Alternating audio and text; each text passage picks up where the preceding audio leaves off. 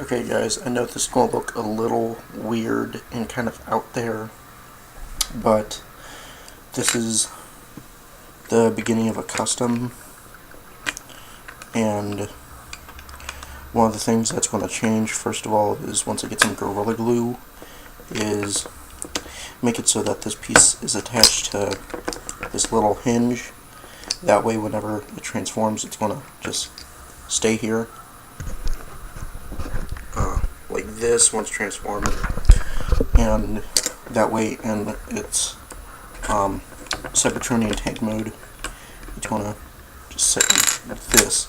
Sometimes I can get it to sit like that really well, and other times it just wants to like that, single touch. See? So I just kind of sit it there as best I can.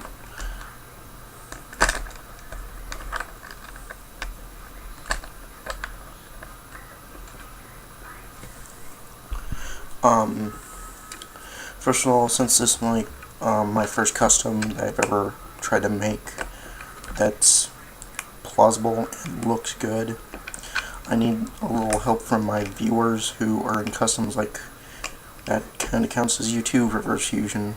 I want some help on making this custom.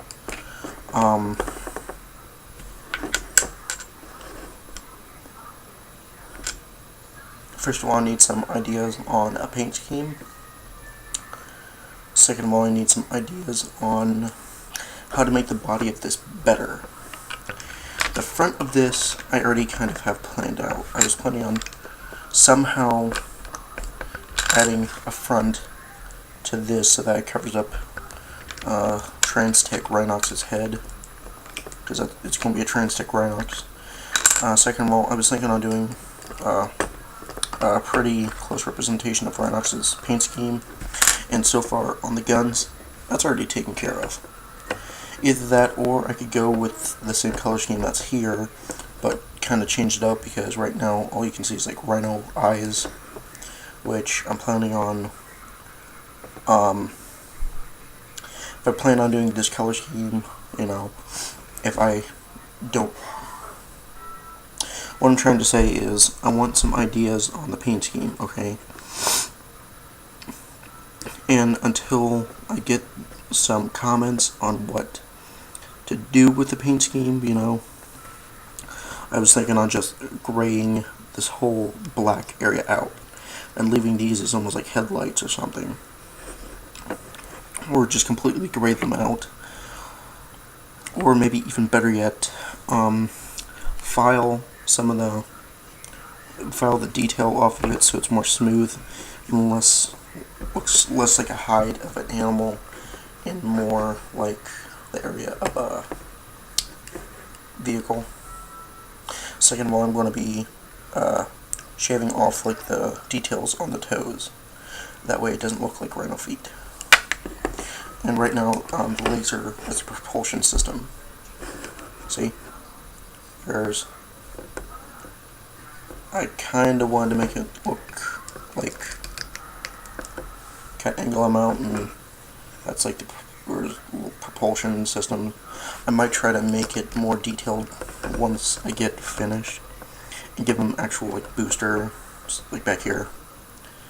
And if I go with that, I would have the boosters, and I was thinking on if I can get the boosters to angle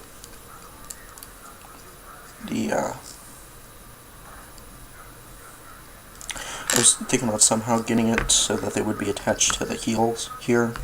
That way when they're up, you just have boosters on the heels, and it's not going to compromise his mobility. Quickly, I'm going to go into what his robot mode will basically look like.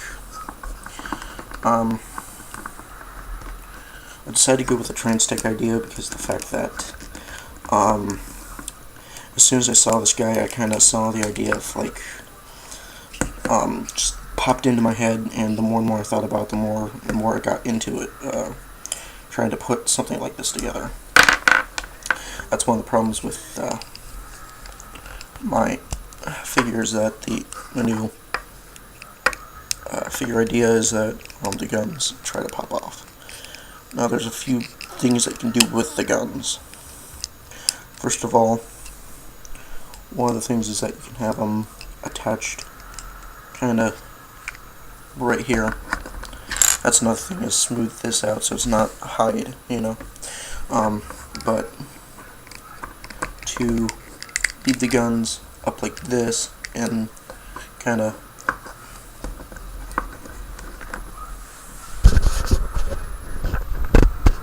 something kind of like this, or to go with more of an approach like they're going to be side mounted and over the behind the shoulders, and it doesn't really limit the articulation for the arms either, so that's kind of a good news type thing.